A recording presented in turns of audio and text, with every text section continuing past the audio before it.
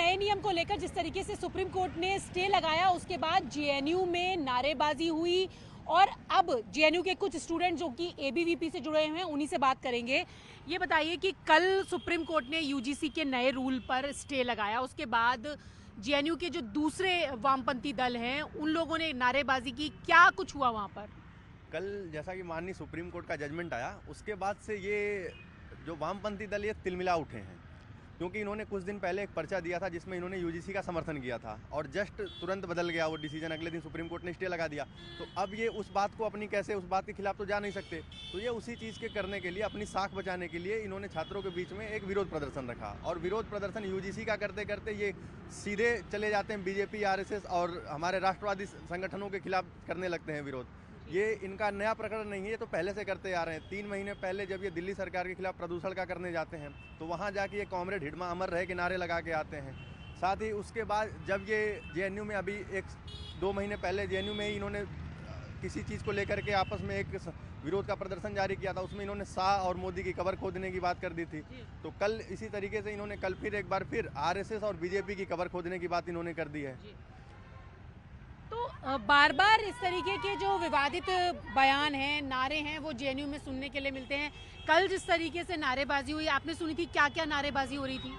उसमें सीधा सीधा आरएसएस और एबीवीपी की कब्र खोदने की बात की गई है। तो मैं इनसे यही पूछना चाहता हूं कि क्या वो लाखों स्वयं सेवकों की कब्र खोदने की बात कर रहे हैं या फिर वो जो हमारे 70 लाख से भी ज़्यादा कार्यकर्ता हैं उनकी कब्र खोदने की बात कर रहे हैं। दूसरी बात, आज जो ये पूरा प्रकरण है, तो आज हम लोग 12 बजे इस चीज़ को लेके प्रोटेस्ट कर रहे हैं कि जो सीपीओ मैनुअल है, सीपीओ मैनुअल अगर आपको मैं बताऊं तो वो एक ऐसा फरमान है, एक ऐसा फरमान एडमिनिस्ट्रेशन के द्वारा जारी किया गया है कि उसमें क्लियर कट लिखा है कि आप अपने अधिकारों के लिए प्रोटेस्ट नहीं कर सकते। मतलब अगर मैं चाहता हूं कि मेरा इंफ्रास्ट्रक्चर का इशू है, मेरे मेस में खाना सही से नहीं मिल पा रहा है, तो मैं इसके खिलाफ, क्या मेरे पास इतना बेसिक अधिकार नहीं कि मैं प्रोटेस्ट कर दूं? तो जब सीपीयू मैनुअल है और आप प्रोटेस्ट नहीं कर सकते, तो फिर ये प्रोटेस्ट कैसे हो रहे हैं और इस तरीके की विवादित नारेबाजी कैसे हो जाती है? ये तो एडमिनिस्ट्रेशन जाने, एडमिनिस्ट्रेशन का ये जिम्मा है कि उसको समझना चाहिए कि वो आए और वो आके इस चीज़ में ये, क्योंकि उन दोनों की वो आपस में ही चाय पीते हैं। जब भी लेफ्ट वाले जाते हैं एडमिनिस्ट्रेशन में तो उनको तो बिठा के चाय पिलाया जाता है। मतलब आप कह रहे हो कि एबीवीपी को तो प्रोटेस्ट करने का अधिकार नहीं है, लेकिन जो दूसरे दल हैं वो प्रोटेस्ट कर सकते हैं? जी, दूसरे दल पूरी तरह से कर रहे हैं। वहीं पे जब हम लोग प्रोटेस्ट करने के लिए उतरते हैं तो हम पे लाखों का फाइन ला दिया जाता है और इतना ज़्यादा फाइन लगा दिया जाता है कि अगली बार से स्टूडेंट सोचे भी ना। लेकिन फिर भी हम लोग एज अखिल भारतीय विद्यार्थी परिषद इनके फाइन से डरने वाले नहीं हैं और हम लोग स्टूडेंट्स हित के लिए प्रोटेस्ट करते रहेंगे। तो स्टूडेंट हित के लिए प्रोटेस्ट तो करते रहेंगे।